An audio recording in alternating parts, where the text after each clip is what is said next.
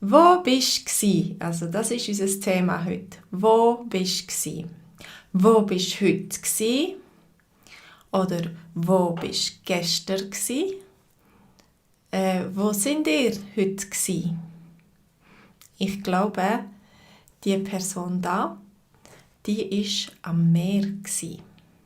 Seht ihr? Sie läuft im Wasser. Das sieht aus, als wäre es am Meer.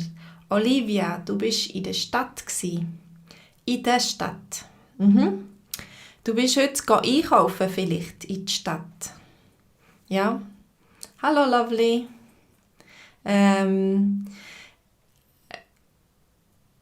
Wo sind die anderen gsi? Ich bin heute spazieren. Ich bin heute spazieren mit dem Hund. Dario, du bist die ganze Zeit im Homeoffice gsi. Ja. Also du bist daheim gsi. Daheim. Vielleicht mit deiner ganzen Familie oder mit deiner Frau.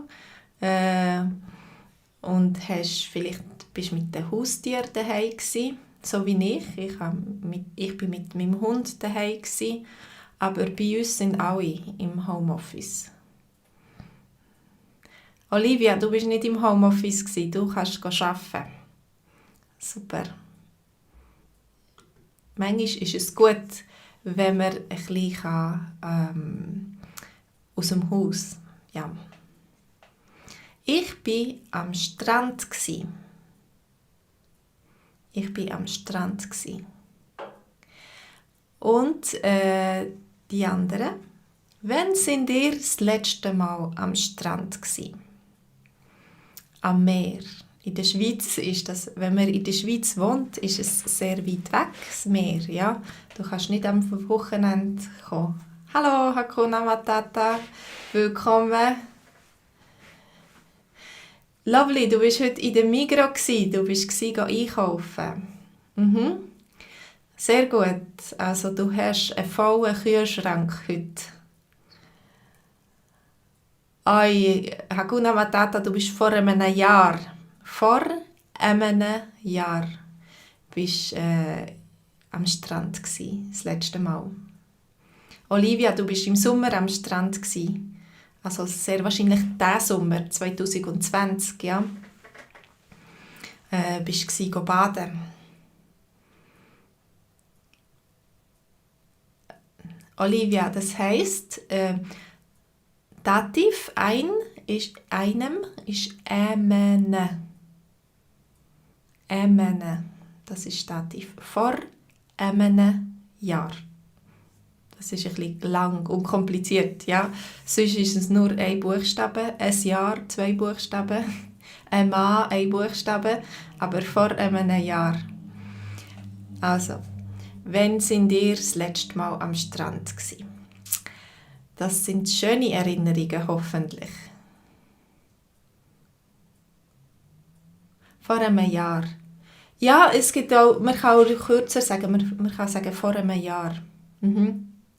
Ja, das ist gekürzt. Oder Berner sagen auch vor einem Jahr. Mhm. Wie war es gsi? Wie war es gsi am Strand? Ist es heiß gsi? Ist es schön gsi? Ist es stürmisch gsi oder windig? Häufig ist es am Strand noch recht windig. Ist es einsam gsi? Sind ihr ganz allein gsi? Oder hat es viele Leute gehabt? Vor einem Jahr war es sehr windig.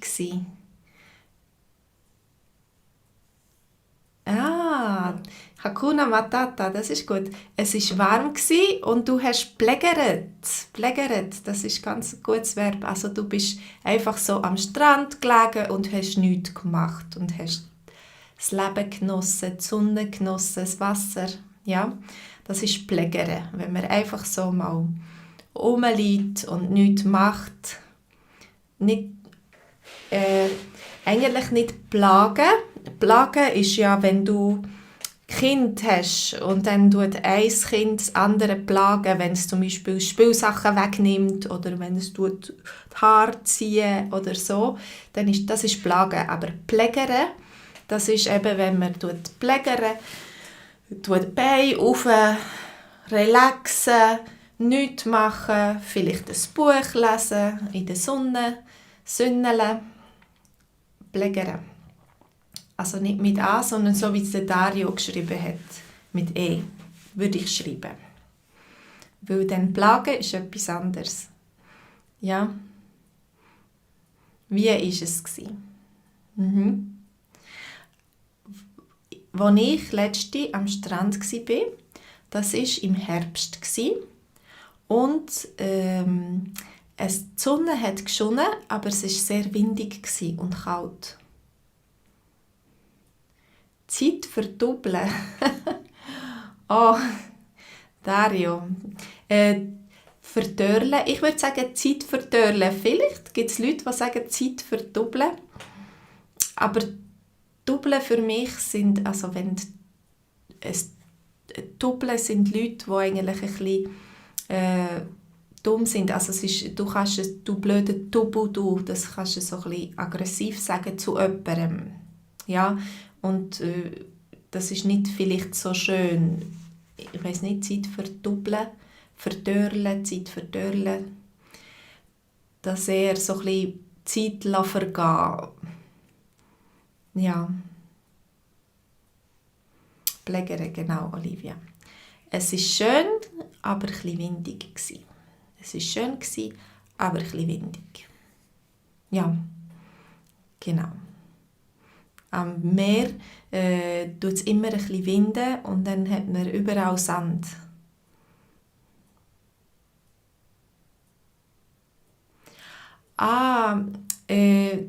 Plägern, das ist eigentlich positiv, oder? Ich tue ein bisschen plägern, ich tue relaxen, ich tue nichts machen.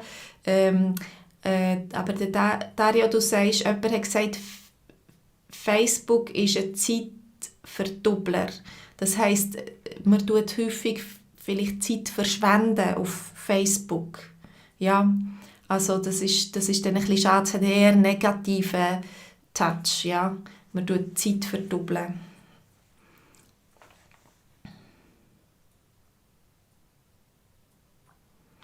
Ah, lovely, du bist noch nicht am Strand gsi wegen Corona und vielleicht kommst du vom Meer. Bist du am Meer aufgewachsen, ja? Und du vermissest den Strand. Genau, ich tue gerne plägern, Olivia. Ja, das ist schade.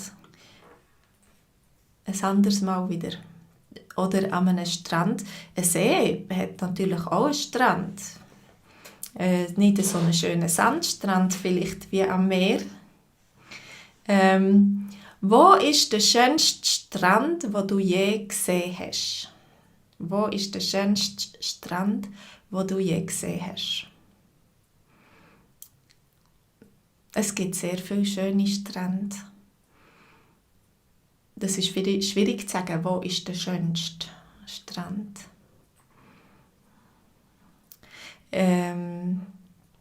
Ich habe sicher den baltischen Strand sehr gern, also den Strand an der Ostsee. In Kroatien, Dario, bin ich noch nie gewesen. Auf Korsika bin ich auch noch nie gewesen. Okay, dort hat es sehr schönen Strand.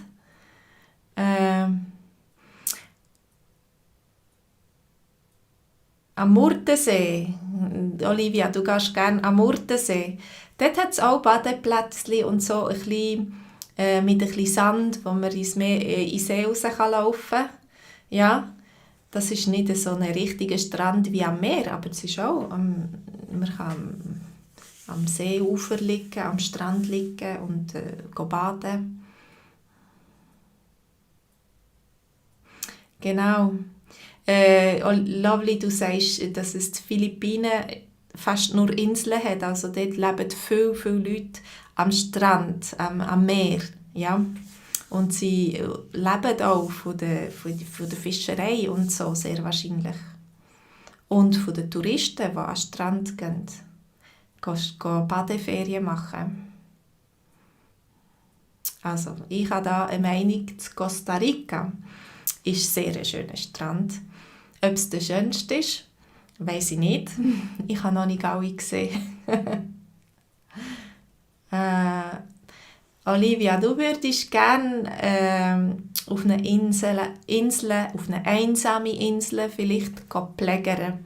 Einfach sein, ein Buch lesen, Musik hören oder einfach am Strand liegen.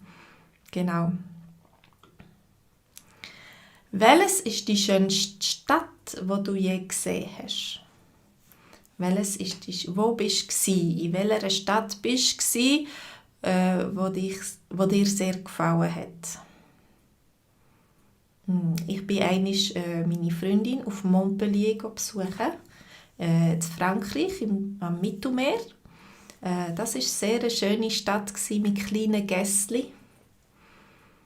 Olivia, du warst in Budapest. Ja, in Budapest bin ich auch schon einmal. Aber das ist schon so lange her. Aber es hat mir gut gefallen und vor allem die Bäder haben mir gefallen. Luzern, Dario, ist die schönste Stadt. Luzern ist sehr schön. Und mit dem See natürlich. Und der Kappelbrücke und der Altstadt. Ja. Wieso Luzern? Vielleicht kann dir der Dario das erklären. Luzern, Hakuna Matata, du bist einverstanden. Bern ist auch schön, oder? Aber vielleicht, wenn du jeden Tag zu Bern bist, machst du weniger Sightseeing und so und hat vielleicht Luzern hast Ferienerinnerungen oder Ausflugserinnerungen an Luzern. Zürich ist auch schön, ist auch cool, ja. Lovely, du bist in Florenz gewesen. Das wäre eigentlich auch noch auf meiner Liste. Florenz, jetzt hat es wenig Leute, jetzt wäre es Zeit, zum auf Florenz zu gehen. Genau die Aussicht auf den Pilatus, auf Berge, den Vierwaldstättersee von Luzern, die alte Kappelbrücke, das Leuendenkmal und einfach die Altstadt innen. Das KLM, oder wie heisst das Konzerthalle? Direkt am See. Wenn du rauskommst vom Bahnhof zu Luzern, hast du rechts vorne am See ist der grosse Konzertsaal, wo sehr eine gute Akustik hat. Ja. Bern ist auch schön, aber Luzern ist das Geilste. Olivia, du warst zu Rom. Rom hat mir auch sehr gut gefallen. Und Pisa, Lovely, du warst auch schon viel in Italien. Pisa ist auch auf der Liste. Also, welches ist die schönste Stadt, die du je gesehen hast? Ja, Olivia, ich bin vor 1,5 Jahren ist das her, bin ich im März für ein paar Tage auf Rom gegangen, ganz allein. Aber ich habe jemanden gekannt zu Rom, den ich besucht habe. Ich habe die Stadt erkundet, aber ich hatte viel zu wenig Zeit. 4 Tage ist viel zu wenig Zeit, um Rom zu sehen. Und so, es war schon sehr schön warm und wir hatten super Wetter und es war wirklich ganz schön.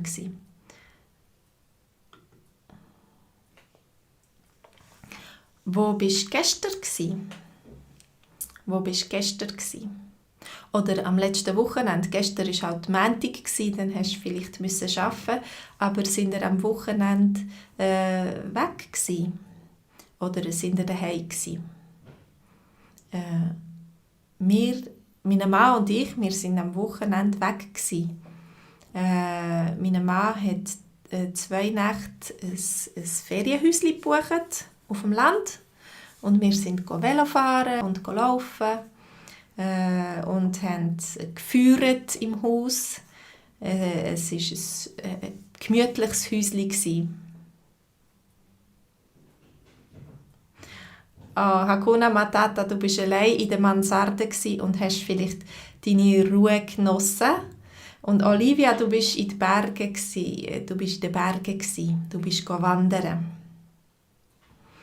Genau, das Ferienhäuschen nur für 2 Nächte, aber es war sehr gemütlich gsi. Wir haben noch relativ viel Zeit auch im Häuschen verbracht. Genau, in der Schweiz hat es viele schöne Städte mit schönen Altstädten. Ich habe zum Beispiel in Murten gewohnt und das ist auch ganz eigentlich ein schönes, mittelalterliches, kleines Städtchen.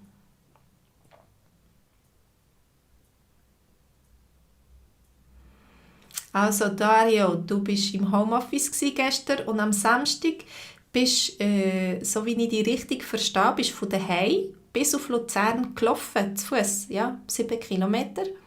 Das ist ein guter Spaziergang. Also du meinst laufen, langsam, oder meinst du bist springen auf Luzern? Wenn du laufen, dann hast du sicher vielleicht 1,5 Stunden für 7 Kilometer oder ein bisschen weniger.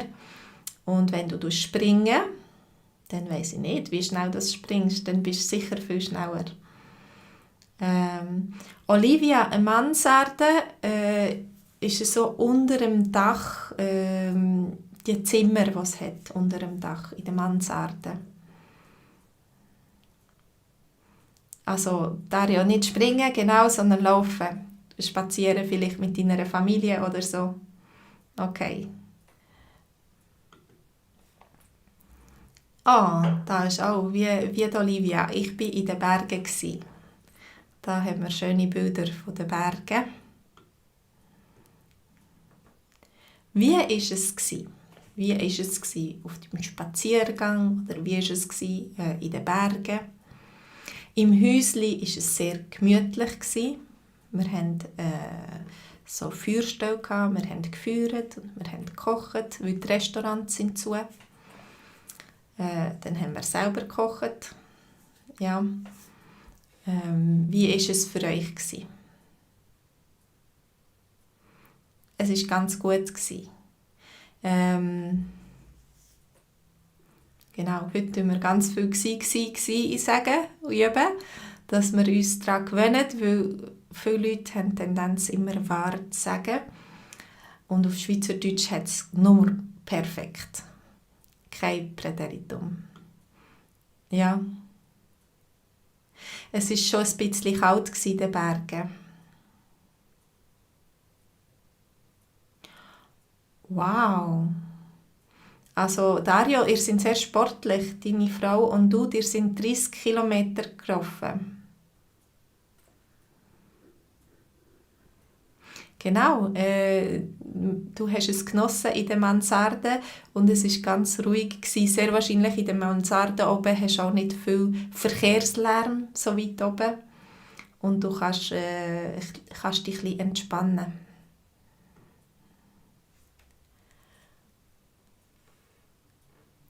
Und in den Bergen, da ist die Antwort, es war stressig, weil wir den Stau hatten in den Bergen. Ja, Stau ist immer ein bisschen stressig. Ein paar Kühe haben die Strasse überquert und man ist nicht weitergekommen. Und vielleicht ist es eng, manchmal ist es ein bisschen stressig, wenn man in den Bergen Auto fahren und dann ein anderes Auto kommt oder Kühe auf der Straße sind und man kann sich kaum kreuzen. Es hat wenig Platz. Vielleicht ein Alpabzug. Ja, Alpabzüge waren dieses Jahr ohne Publikum. Genau, Dario, du bist sportlich, du bist gut zu Weg. Aber sonst war es schön. Manchmal hat es irgendetwas, das nicht ganz gut ist, aber generell, aber sonst war es schön.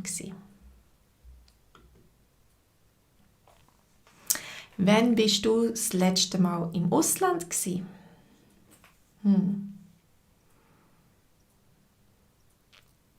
Ich war das letzte Mal im Sommer im Ausland. Wir sind unsere Familie besuchen. Ja, dann waren wir im Ausland 3 Wochen. Im Februar. Also du hast den Lockdown seit der Corona-Krise, bist du ganz brav in der Schweiz geblieben, Hakuna Matata. Du hast sehr wahrscheinlich viel zu tun, immer, ja. Dario, das ist schon ein Jahr her, seit du das letzte Mal im Ausland warst. Ja. Das ist eigentlich für die Schweiz ist ja ein recht kleines Land, also man muss nicht weit reisen und man ist schon im Ausland. Also fühlt ihr euch eingegangen in der Schweiz, wenn ihr nicht ins Ausland gehen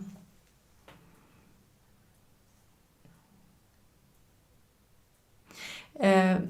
Olivia, du bist in diesem Jahr zu Budapest gewesen, oder im letzten Jahr? Ich weiss nicht, was du meinst mit «jetztli». Im letzten Jahr bist du zu Budapest gewesen, oder in diesem Jahr, in 2020? Oh, lovely, du bist im Januar zu Mailand gewesen. Ist dein Mann Italiener? Du bist sehr viel in Italien.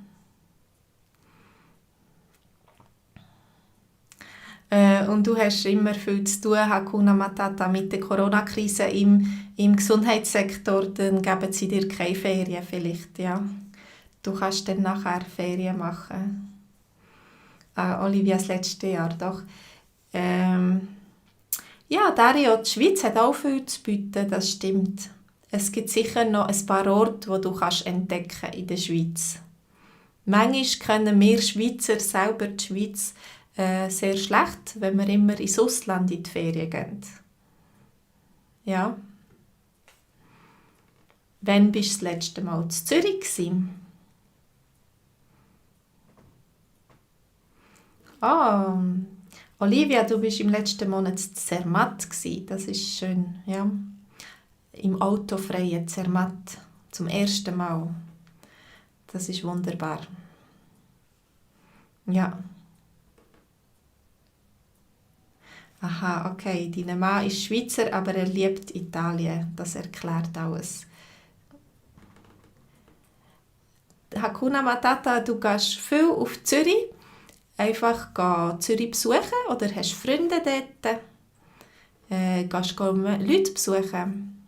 Also ich habe Familie in Zürich, das ist immer ein guter Grund, auf Zürich zu gehen. Und dann im Sommer waren wir auch mit den Kindern im Zoo gewesen. Und wir haben die schöne neue Anlage gesehen, die Serengeti oder die Afrika-Anlage, wo Nashörner und Giraffen und Zebra so in der Wildnis leben. Also alle sind zusammen in einem Gehege. Der Zürich Zoo ist interessant, ja.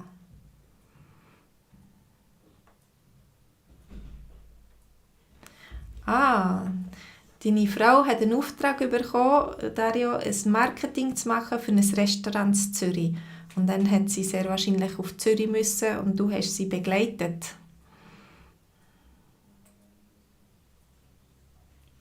Chauffeur.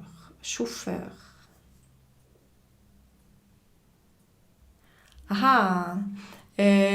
Hakuna Matata, du meinst deinen Coiffeur. Dein Coiffeur ist in Zürich. Du gehst extra auf Zürich zum Coiffeur. Das muss ein teurer Coiffeur sein. Also du lässt deine Haare in Zürich schneiden.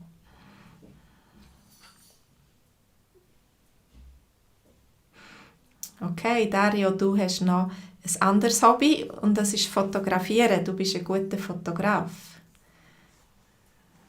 Genau, das ist eine gute Frage. Hakuna Matata, wie viel zahlst du für den Coiffeur in Zürich? Da haben wir ein Bild. Ja. Was ist passiert? Könnt ihr aus dem Bild die Geschichte ableiten, was vorher passiert ist? Ja. 50 Franken. 45 Franken, 50 Stutz, ja genau. Der Zug hat noch 50 Franken gekostet und dann gibst du noch das Trinkgeld von Trinkgeld beim Coiffeur. Auch von 10 Franken. Ja. Olivia, du zahlst 80 Franken, wenn du zum Coiffeur gehst. Das ist schon ein Unterschied noch zwischen Männern und Frauen. Genau. Was ist da passiert? Ihr seht, das ist eine Stube und die Mutter hat ihr Kind auf dem Arm. Daria, du hast das Problem nicht. Du kannst ganz viel sparen, du musst nicht zum Coiffeur. Also da haben wir ein WC mit Dusche und eine Frau auf der anderen Seite. Die Tür ist zu und die Frau ist in der Stube inne und hat ihr Kind auf dem Arm und tut das Kind trösten. Das Kind hat brüllt. Und was ist da passiert? Du siehst am Boden, es ist so ein bisschen nass und sie hat den Bademantel an. Aber die Tür ist zu. Was denkt ihr? Was ist da passiert?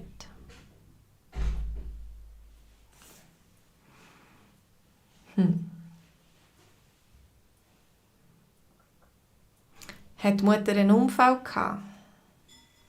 Oder das Kind hat vielleicht einen Unfall gehabt, es hat sich weh gemacht.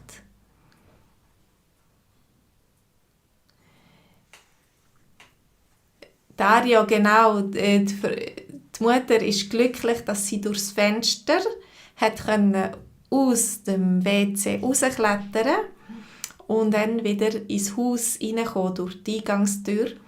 Weil wir sehen, die Tür ist zu und der Schlüssel steckt im Schloss.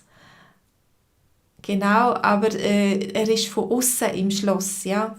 Und das Kind hat die Tür abgeschlossen und die Mutter war eingeschlossen im WC ist sie eingeschlossen und hat nicht mehr raus können. Genau.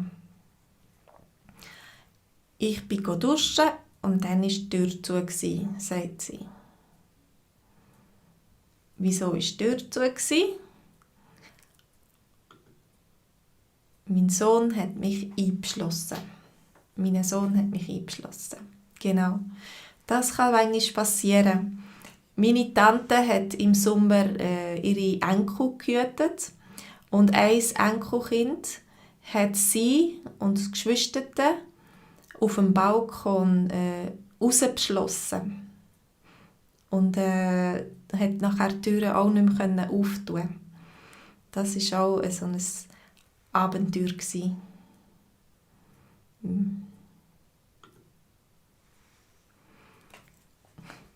Und wieso ist die Frau nicht glücklich gewesen? Was ist da passiert? Auf dem Bild.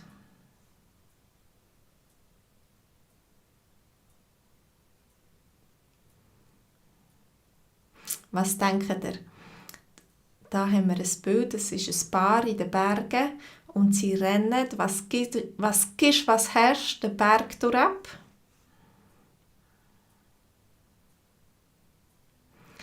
Hallo Jana, willkommen beim Chatten. Olivia, du meinst, der Mann hat nicht gut Gitarre gespielt und die Frau ist verrückt worden. Vielleicht hat er so schräg gespielt, so grässliche Musik gemacht, dass sogar eine Lawine ausgelöst hat. Genau, oder der blöde Sieg hat ihre Gitarre gestohlen, vielleicht. Gitarre mitgenommen und sie will ihm nachher, dass sie wieder die Gitarre zurückbekommt. Ja. Wieso ist die Frau nicht glücklich gewesen? Aber ich hoffe, sie kommen nicht noch ganz in die Lawine, weil ihr Mann Gitarre gespielt hat, zum Beispiel. Bist du schon einmal in der ungarischen Stadt Eger gsi? Bist du schon einmal zu Eger gsi? Oh, da ist ein schönes Bild, aber ich weiß nicht, ich glaube, das Bild passt nicht zu Eger. Nein, noch nicht. Du hast 2 Jahre in Budapest gearbeitet, Dario, und bist auch auf Eger gegangen.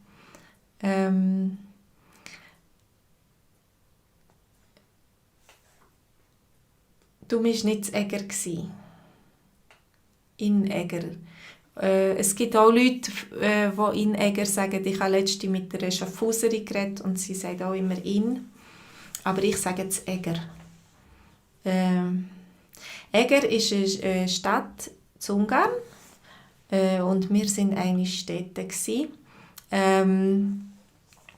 Und wir haben eine Freundin besucht, eine junge Frau, die dort studiert hat. Und sie hat uns die Stadt gezeigt. Sie war eine Stadtführerin. Und vielleicht sind ihr einmal zu Ungarn gewesen. Dann könntet ihr noch sagen, was hat euch zu Ungarn gefallen? Es war ganz abenteuerlich zu Ungarn. Hast du Autostopp gemacht oder so? Oder vielleicht Couchsurfing? Genau, das Parlamentsgebäude, ich glaube, das ist eher Budapest, oder?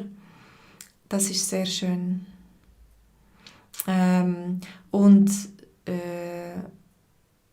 Mir hat in Ungarn auch die Steppe gefallen. Wir sind einmal auf einer Studienreise, vor vielen Jahren sind wir auf eine Studienreise gegangen, auf Ungarn. Und dann sind wir in die Steppe und dort reiten und das hat mir sehr gut gefallen. Natur. Hast du den ungarischen Wein probiert? Habt ihr schon ungarischen Wein probiert? Sie haben sehr viele Rebberge und sie produzieren viel Wein. Und als wir in Eger waren, war gerade so ein Festival. Und sie haben, du hast dein Weinglas kaufen. Und dann konnten wir verschiedene Weine degustieren. Und jeder hatte so sein Glas gehabt, nicht Plastikbecher, sondern Glas, und hat dann das Weinglas mit heimnehmen. Olivia, du hast ganz viel Wein probiert. Ja, du kannst degustieren. In Ungarn kannst du verschiedene Weine degustieren.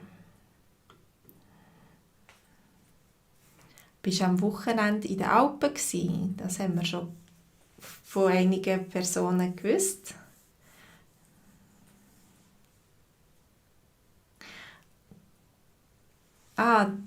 Dario, du hast Würstchen probiert. Du bist allergisch gegen Wein.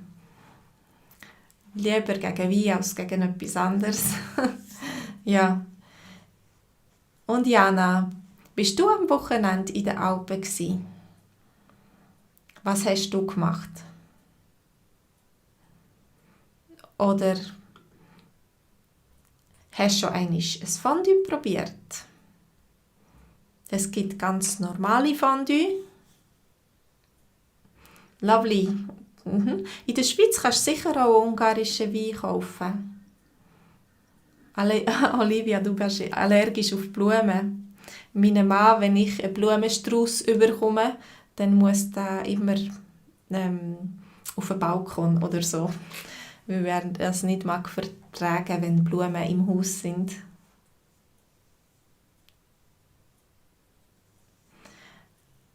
Genau. Hallo Jana, schön, dass du da bist. Dein Lieblingsessen ist Fondue Chinoise, also nicht ein Käsefondue mit Käse, so typisch schweizerisch, sondern Fondue Chinoise. Und es gibt Fondue Bourguignon. Und ich verwechsle es immer. Das eine, da tut man Fleisch kochen, im Fondue Gaclon tut man Fleisch kochen. Und das eine ist mit Fondue Chinoise ist, glaube ich, mit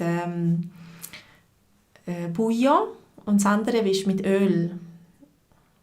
Ja. Also wir haben immer Fondue Chinoise gemacht, an der Erstkommunion oder an so grossen Familienfest hat meine Mutter meistens Fondue Chinoise gemacht. Wir haben es alle sehr gerne gehabt und es gibt nicht so viel zu tun zum Kochen. Olivia, du hast nicht gerne Fondue. Mhm. Lovely, du hast sehr gerne Käsefondue. Ich habe auch gerne Käsefondue ab und zu. Aber ich habe gerne, wenn ich grosse Brotstücke habe und dann stimmt das Verhältnis mit dem Käse und Brot. Wenn ich viel Käse habe und wenig Brot, dann habe ich es weniger gerne. Bist du schon mal auf dem Matterhorn gewesen? Ja, genau. Mit den Corona-Regeln kann man nicht mehr so gut zusammen Fondue essen. Ich weiß nicht, wie das ist. Das ist vielleicht nicht so hygienisch oder nicht so... Ja, in der Familie denke ich, kann man schon Fondue essen. Ja, Raclette. Ich habe Raclette fast lieber als Fondue. Mit, mit den Herdöpfeln, ja. Und die geschwellten, also die Herdöpfel, die man mit der Schale kochen, das sind geschwellte. Und ein bisschen Zwiebeln oder ein bisschen Gurken oder so. Jana, du bist am Wochenende zu müde gewesen, in die Alpen zu gehen zu wandern. Manchmal braucht man auch Zeit, sich am Wochenende zu erholen. Du bist noch nicht im Wallis gewesen. Noch nie? Vielleicht ist das Wallis nicht so in deiner Region, ja? Du hast sehr wahrscheinlich Berge, andere Berge, die näher sind als das Wallis. Olivia, du hast auch Raclette lieber. Das Wallis, das wäre braucht man für einen Ort, Hakuna Matata. Also das Brig zum Beispiel oder Sion, Sitte im Wallis oder das Zermatt. Aber für den Kanton braucht man im. Genau. Man sagt, ich bin im Wallis oder ich gehe ins Friburger Land oder ins Wattland. Oder ins Berner Oberland.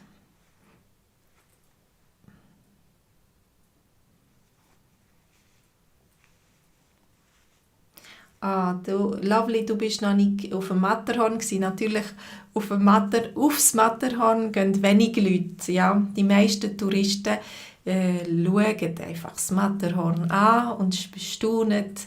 Und eben man kann auf den Gorner Grat, man kann in der Region wandern und immer die Aussicht geniessen auf den Berg. Aber das ist sehr schwierig, um dort raufzugehen, auf eine Spitze, auf einen Gipfel. Bist du schon mal in Zürich im Kreis 5 gewesen? Im Kreis 5 ist so ein schönes Klima. Ich kenne jemanden, der dort wohnt und sie sagt, das ist wie im Dorf. Alle kennen einander und man sagt einander Hallo und es ist so gemütlich im Kreis 5. Lovely, du schreibst sehr wahrscheinlich noch zum Gorner Grat, ja, das ist sehr schön dort. Mhm. Und du kannst so Wanderung machen zu Seen. Olivia, du bist im Kreis 5 und Hakuna Matata, du siehst etwas nicht, es ist unanschaubar oder unübersichtlich. Oder Kreis 5 ist relativ im Zentrum. Es hat so kleine Läden. Gute Atmosphäre. Du warst im Beizli im Kreis 5. Ich hatte einen kleinen Text darüber, ein kleines Video. Bist du schon mal zu Genf gewesen? Oh, da sieht man den Jet d'eau. Das grosse Wahrzeichen von Genf auf dem Bild, das ist der grosse Springbrunnen. In Genf ist die UNO, der Palast der Nationen, der Autosalon. Sind wir schon mal am Autosalon in Genf gewesen? Das ist der Traum von meinem Sohn, aber er hat es noch nicht geschafft, in den Autosalon zu gehen. Ja, sind wir schon einmal zu Genf gewesen. Ich muss sagen, meine Familie, wir sind eher Richtung Ostschweiz, also Richtung Deutschschweiz orientiert. Wir gehen nicht so viel weiter in den Westen. Du bist auch noch nie in Genf gewesen, Olivia. Ich denke, es ist vielleicht eine schöne Fahrt, eine schöne Stadt. Bist du schon mal mit der SBB gefahren? Mit dem Zug? Ja, Dario, natürlich, in Genf redet man Französisch und ich denke, sehr viele Leute reden auch Englisch. Es hat sehr viele Ausländer in Genf, die in Genf arbeiten, wegen diesen internationalen Gremien und so. Ich denke, sie verstehen dich auch, wenn du Englisch redest. Schweizerdeutsch sehr wahrscheinlich nicht. Vielleicht ein bisschen Hochdeutsch. Ja. Ah, Jana, du fährst immer mit der Bahn. Du fährst mit der SBB. Hast du das GA, Jana? Kannst du einfach einsteigen und aussteigen, wie es dir gefällt? Ja. Olivia, du hast das GA. Das ist super. Mhm. Meine Mutter hat auch das GA. Ich hatte es 1 Jahr einmal, als ich noch jung genug war, um eine Ermässigung zu bekommen. Wegen dem GA von meiner Mutter. Das ist eine ganz coole Sache. Und ja, jetzt muss man halt Maske tragen, aber ich weiss nicht, wie es jetzt ist, Zug fahren. Sicher sehr ökologisch.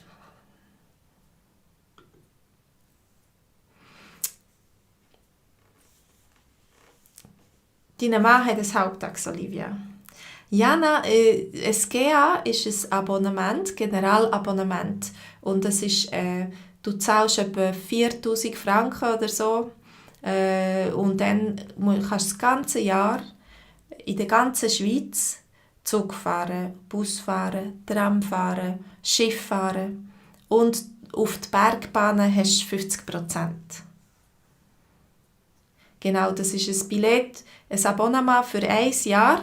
Für die SBB, aber auch für die Bus und Schiff und so und Stadtverkehr, für die S-Bahnen, für alle, für den öffentlichen Verkehr in der Schweiz. Ja. Also wenn jemand kein Auto hat, dann kann es sich lohnen, zum Beispiel wenn er ein GA kauft und wenn er viel reist. Aber sonst, der Haupttags, das lohnt sich auf jeden Fall. Bist du schon mal am Murtensee gewesen? Am Murtensee. Das ist der kleinere See von diesen 3 Seen im Seeland. Im Sommer kann er relativ warm werden. Natürlich ist die Stadt Murten, gibt dem Murtensee den Namen. Und das ist geschichtlich gesehen ein wichtiger Ort gewesen, weil es eine Schlacht von Murten gegeben.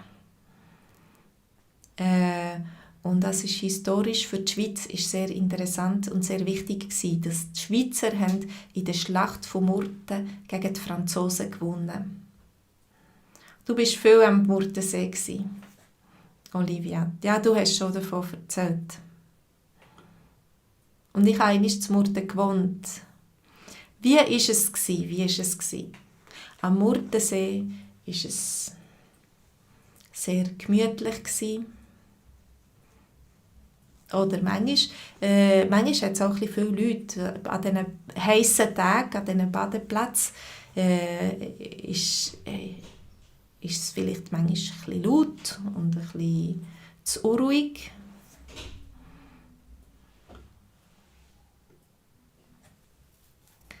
Ist das Wetter gut gewesen? Ja. Es muss nicht immer gut sein und die Sonne scheinen. Manchmal ist das Wetter auch gut, wenn es regnet und man kann an den See laufen. Oder man kann beobachten, den Sturm über dem See beobachten. Ja. Was heisst das? Das Wetter war gut gewesen.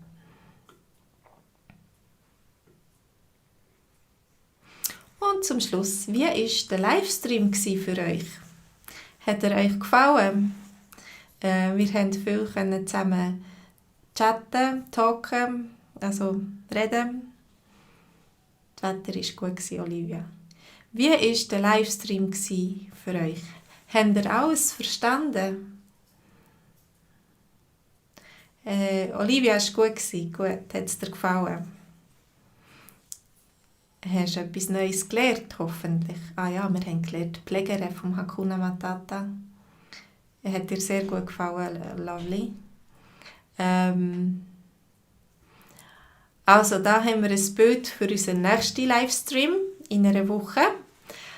Was ist echt da das Thema? Was denkt ihr? Nicht alles. Jana, wenn du etwas nicht verstehst, dann kannst du auch schreiben, zum Beispiel, was heisst das Wort im Chat, und dann können wir dir das erklären. Pflegere.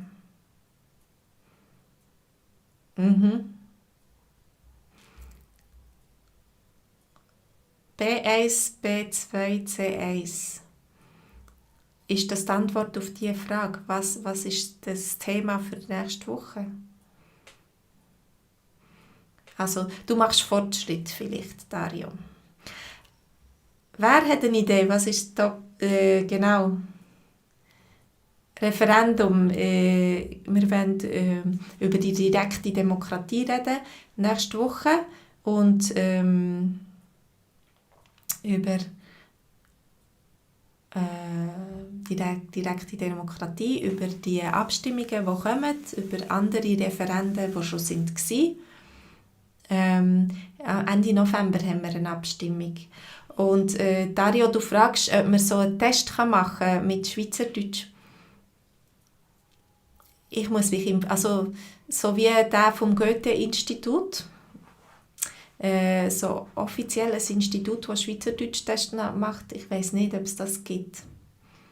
Also ich habe noch nichts gehört von dem eigentlich. Ja. Es ist ein bisschen schwierig, weil sehr wahrscheinlich tut man dann nicht schreiben. Und es ist alles mündlich. Es müsste einfach nur ein mündlicher Test sein. Also, Schweiz hat immer wieder Abstimmungen, genau. Da denkt daran, dass ihr einen Newsletter abonniert, dass ihr wieder könnt den Film nachschauen könnt. Ihr könnt uns eure Adresse geben. Und merci vielmals für an denen, die mir schon einen Kaffee spendiert haben. Die noch nicht einen Kaffee spendiert haben, die können unten auf einen Link klicken, wenn es ihnen gefallen hat. Wenn ihr mich möchtet unterstützen, dann könnt ihr mir gerne einen Kaffee kaufen. Jetzt könnt ihr auch den Kanal abonnieren, Mitglied werden. Und heute haben wir noch ganz etwas Besonderes. Und zwar gibt es nach der Lektion am 9. Also er hat eine kleine Pause, 10 Minuten Pause, und dann möchte ich etwas Neues anfangen, und das ist ein Workshop, also zum Reden. Also es wäre ein Zoom-Treffen, wo wir uns treffen können und Sprechübungen machen. Also ich habe Übungen vorbereitet und ein Thema vorbereitet, wieder zum Thema Vergangenheit. Und ihr könnt dann miteinander reden. Also wir können uns in Gruppen einteilen, miteinander reden, miteinander üben. Das ist eigentlich ganz wichtig im Schweizerdeutsch. Für die mitmachen wollen, die können hier unter dem Video hat es auch einen Link zu dem. Also am 9. fangen wir an. Ihr müsst auf einen Zoom-Link klicken und dann erkläre ich euch, wie das geht. Und ich hoffe, ihr habt Lust, da mitzumachen, reinzuschauen. Das ist, der ganze November ist es gratis, es ist etwas Neues. Wir ausprobieren, schauen, wie das Echo ist, ob ihr das gerne habt. Und dann schauen, wie das ist. Also heute ist das erste Mal. Wenn ihr Lust habt, ob ihr jetzt da einen Kaffee gekauft habt oder nicht gekauft habt, ihr könnt mitmachen, reinschauen und ein bisschen reden miteinander. Vielleicht einander besser kennenlernen. Dann ist es auch die Möglichkeit, dass man ein Video einschaltet, auf dem Mikrofon auf jeden Fall. Also das Mikrofon müsst ihr haben, Video könnt ihr einschalten, aber müsst nicht. Und ihr könnt dann mit mir reden und miteinander reden, untereinander reden. Und für das Thema ist gesorgt. Ich glaube, ein Thema haben wir. Ihr müsst einfach mutig sein und reden. Und das geht am besten, wenn man es einfach macht und keine Angst davon verliert. Ja. Okay, das war es für heute. Ich wünsche euch eine gute Pause und vielleicht sehen wir uns ja bald in 10 Minuten. Tschüss zusammen!